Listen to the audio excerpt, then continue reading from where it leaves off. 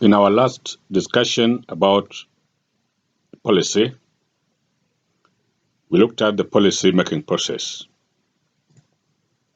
All those processes are important, but even more important is what is it that policymakers need to consider when they're making policies. These considerations that policymakers must bear in mind when they're making or formulating policies is what we want to discuss today. They are equally important because if they are not properly considered and therefore not brought on board when making policies, then either the formulation of policies itself might not come out well, or the implementation of the policies might fail. And that, in that sense, the goals or the problem that a given policy sought to address might not come to fruition. So I want us to look at some of the considerations that are normally put into focus when policies are being formulated. What do we mean by considerations? Considerations can be understood as factors that must be put into focus before coming up with a social policy. A number of considerations must be kept in mind during a policy development, and these factors are used to judge whether the policy and the process of developing the policy is or has been sound. So they are indeed important when policies are being made because, as I stated earlier, if they are not given due consideration, then the entire process of policy implementation policy formulation and implementation might not come to fruition, and thus the problem that was to be addressed by the policy may end up not being addressed at all.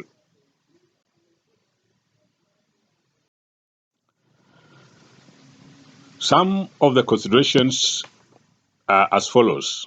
One is the social problem, that is, the issue that the policy seeks to address. We want to understand a social problem as an adverse or negative condition or the manifestation of a social disorganization that needs to be changed. It may also be understood as a situation or the social gap for which a service is required in order to improve the well-being of individuals, groups, or a community. A good social policy program should define the social problem clearly to avoid vagueness or ambiguity. And a good social program should also be able to solve or address a number of social problems at the same time that has higher multiplier effect. Basically, when we talk about a social problem, it is the issue that a social policy is being enacted to address. So we must carefully understand what is the issue, what is the social problem that we are coming up with a policy to address. We must define it carefully, and we must understand always through the ways on how it expresses itself in the society, so that if we get the social problem right, then it is possible that we're likely to come up with a good policy that tackles it.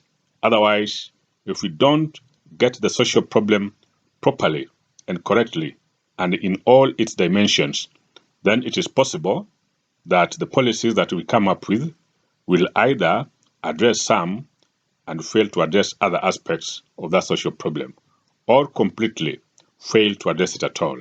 And therefore, the sufferings that we find in the community might not be alleviated at all. So it is important for policymakers to clearly identify the problem, define it clearly, understand it in all its aspects and manifestations. It is only through that that it will be possible to come up with a policy that comprehensively addresses that particular social problem. The other factor that we consider is the target group. By target group, we mean the specific population identified by policymakers as being in need of a social service or assistance to improve their well-being. Targeting may be done by age, type or degree of disability, illness or condition, or any other identifiable characteristic. There should be a target group for which a given social policy is desirable and must be in need of social services being proposed by the social policy. Target group, which sometimes we call as beneficiaries of the social policy, should feel that the policy reflects their important values. These values are, but not limited to, fairness, equity, consistency, justice, among others. These are basically the principles and values of social policy that we discussed earlier. So we must understand who exactly is going to benefit from this particular social policy. How many are they? Where are they located? The other issue that we might want to look at, what are their gender characteristics? Are they women? Are they men? Are they children? Are they elderly? Do they have special needs, such as are they persons with disability? What distinguishes them from other groups? How well do they understand this as an issue? And how well do they feel their plight can be alleviated? So there is need for the target group to be clearly defined in terms of their needs, in terms of their age, in terms of their physical and mental conditions, as well as in terms of their numbers. Lastly, we must also categorize them in terms of gender, because the issues that women face might not be the same as those that men face. The issues that children face might not be those that the adult face. Therefore, we must clearly define the social groups in terms of their demography, their numbers, and also their needs. It is only through that we are able to come up with the policies that addresses their needs in a manner that they feel brings out fairness, equity, consistency, as well as justice. The other consideration that we must bear in mind when we're making policy is the resources that are needed to formulate and carry out other aspects of the policy, including implementation, monitoring, and even evaluation. But what do we mean by resources? Resources are all human and physical materials that are required for effective making and implementation of the policy. They comprise the various personnel, the tools, the activities, and even the goodwill that is required to make and implement any given social policy. There is need for policymakers to identify the resources and their sources while coming up with any social policy. For instance, it is important to define whether the resources are internal or external in terms of sourcing.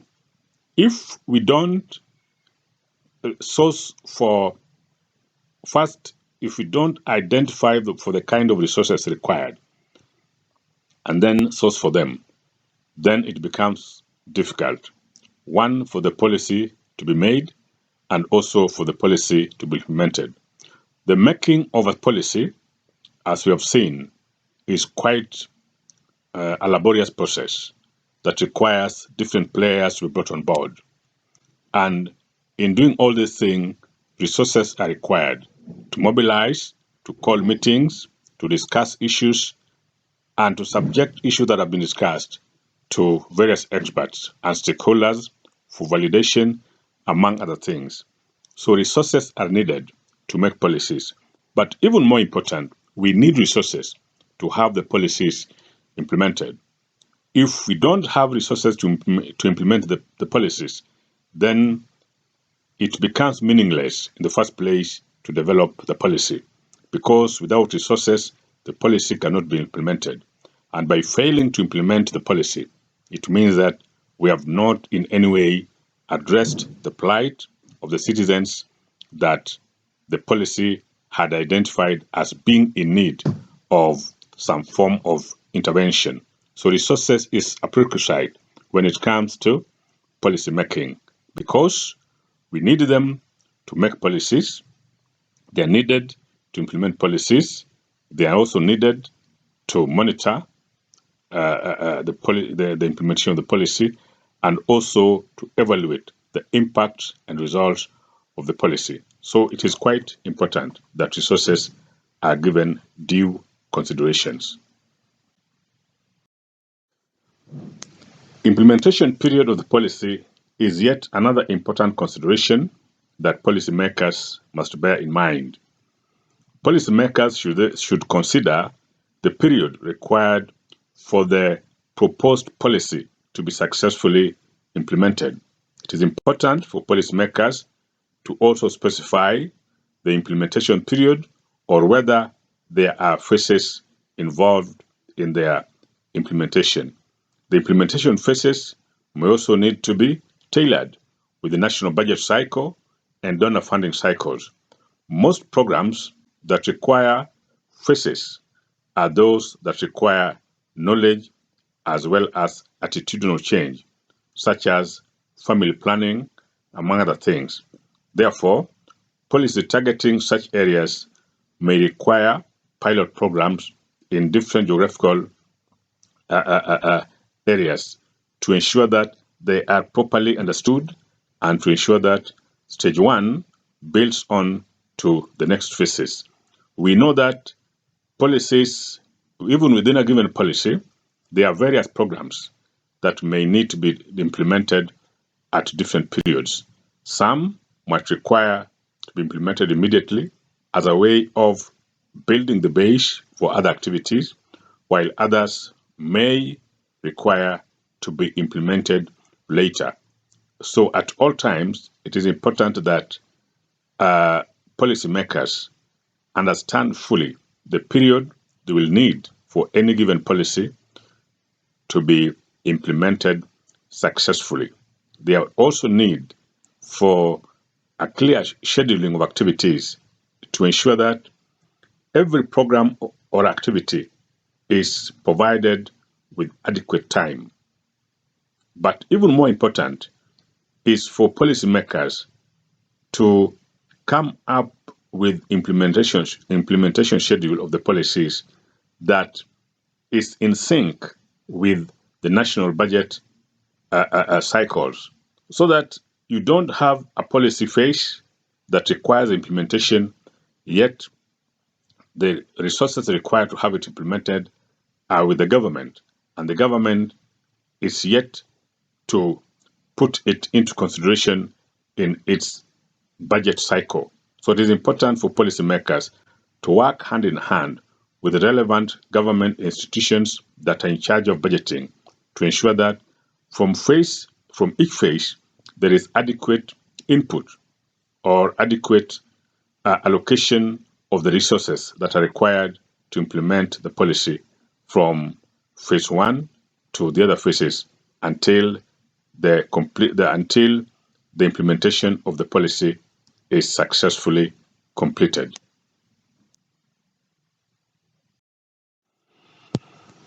The other factor that policymakers need to consider is what we call political viability. It is important for policymakers to determine relative support or opposition of the proposed policy by the political class. The policymakers should ensure that the proposed policy has sufficient scope, depth, and consensus support that elected officials are comfortable with. To gauge the political viability of the policy, it is essential for policymakers to identify individuals, groups, and institutions that are likely to impact on the policy-making process, as well as their implementation. It is also important for policymakers to devise strategies of winning support of various stakeholders, as well as overcoming possible opposition or resistance to the envisaged policy. In short, every policy, the success of any given policy, requires the support of the political class. Some policies will need sufficient support from legislature in terms of budgetary support to those particular areas. Otherwise, if the legislature is totally opposed to any policy, then you can be sure that no government funding will be approved by the legislature to go into the implementation of that policy. It is also important that from time to time, the support of relevant structures within the executive are also brought on board so that their support and goodwill is secured and guaranteed. Such support becomes an important source of success, especially when it comes to allocation of funds and other resources that are required for policy implementation. We can be sure that if the political class feels that a given policy threatens their interests or undermines their powers and privileges in society, then obviously they might oppose the policy by one, denying it resources that it needs to be implemented, and secondly, failing to anchor it in a relevant agency or relevant legislations. But even more important, at the extreme end, they can either directly go to court or sponsor some individuals from members of the public to go to court and have the policy declared unconstitutional and therefore null and void. So how viable a policy is within the political realm is important for policymakers to consider, because we all want a policy that succeeds, and the success of any policy depends on how much support it has from various sectors, including the political players. Those are some of the factors that are considered when policies are being made. They are not the only factors, but at least they become a factor that needs to be considered. You are free to undertake further reading to understand other possible factors that could also impact policy making as well as policy implementation. I want to thank you so much for taking your time and listening to me. Thank you.